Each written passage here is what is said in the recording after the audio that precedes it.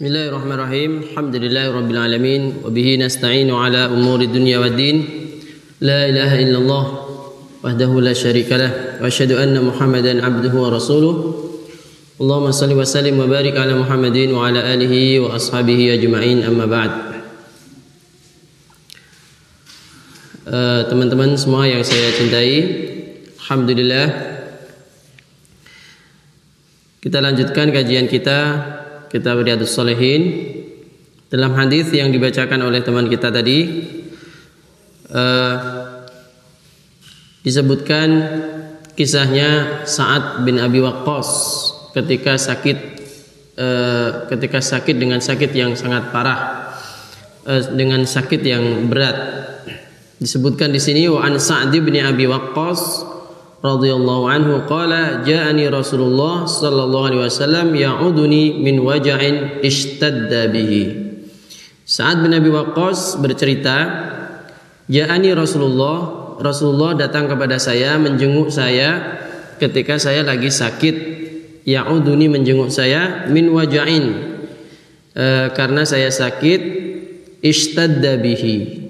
Ishtadda itu yang sakit yang dahsyat, maksudnya sakit yang udah berat. Dalam hadis yang lain disebutkan sampai merasa bahwasanya Sa'ad bin Abi Waqqas ini sudah mendekati ajalnya. Merasa sakitnya ini membuat nanti sebentar lagi hidupnya berakhir, begitu. Kira-kira seperti itu. Min waja'in ishtadda bihi.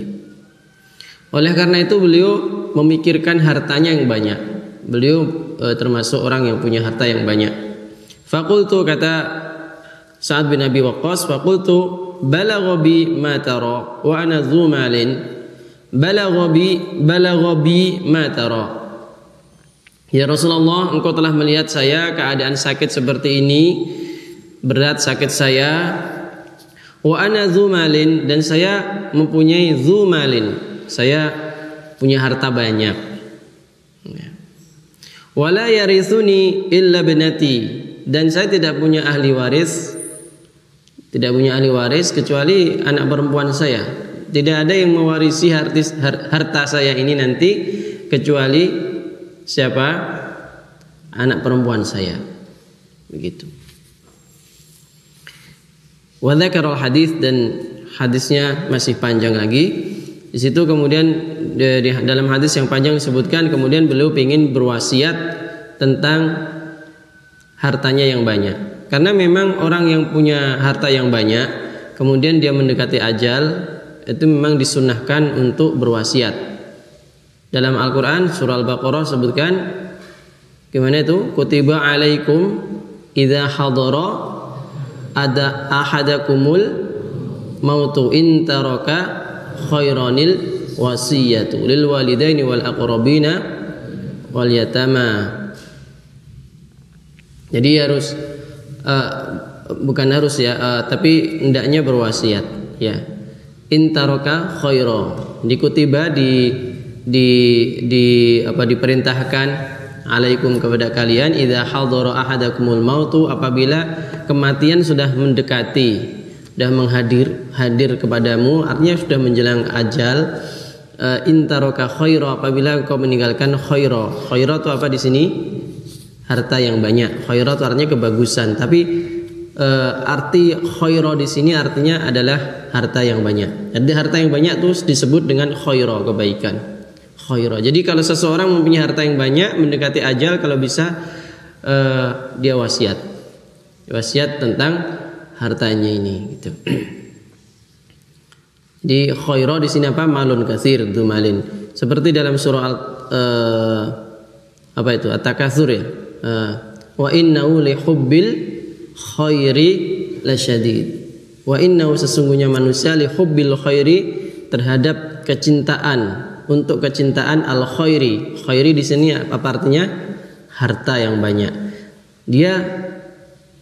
Manusia itu sesungguhnya manusia terhadap harta yang banyak itu lihubbil khairi, sangat mencintai, lasyadid, sangat mencintai al khair. Intaraka khairanil wasiyah.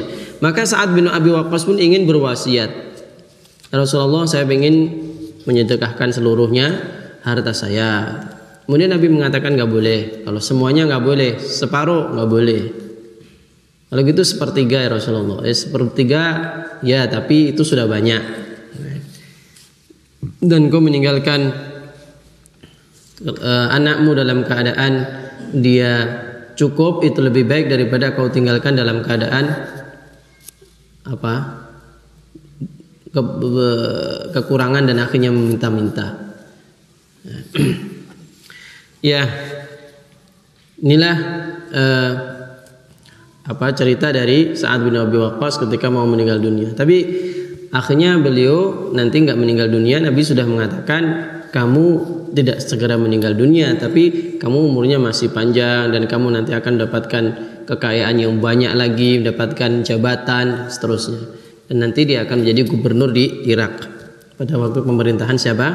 Umar bin Khattab. Jadi ini nanti dia sembuh. Ini dia nanti sembuh.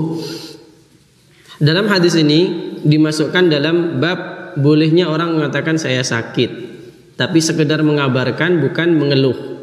Ya. Ini dia mengatakan min wajain ishtadda bihi. Inilah yang menjadi syahid, menjadi garis bawah di sini terhadap hubungan bab ini. Bab ini kan bab tentang bolehnya orang mengatakan saya sakit. Dia mengatakan min wajain ishtadda bihi. Saya dikunjungi oleh Nabi karena saya sakit berat. Nah, jadi mengatakan sakit berat itu boleh. Sama seperti orang minta izin, Ustadz saya nggak ngajar Ustadz, lagi flu berat.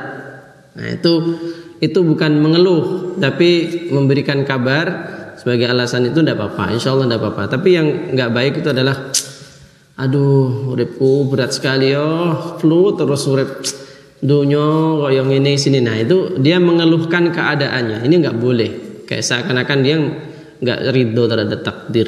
Tidak boleh kayak gitu. Itu orang yang mendengar juga jadi beban juga. Orang mendengar itu beban, orang ini kok banyak ngeluh aja. Nah itu seharusnya kita kepada orang lain itu memberikan yang baik-baik, sehingga hidup kita nggak membebani orang lain. Ngomong aja udah jadi beban, apalagi nanti bertindak lagi beban lagi. Hidup itu bermanfaat kepada orang lain, bukan menjadi beban. Semuanya beban aja ya.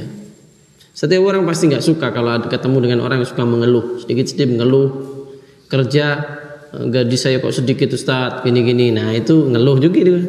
Minta dong tambahan. Nah, itu kurang bagus juga. Juga ngeluh ya, nggak ngeluh. Santri juga jangan banyak ngeluh. Ngeluh pada gurunya, kepada orang tuanya, apalagi orang tuanya. Bu, saya nggak kerasan di sini. Kenapa?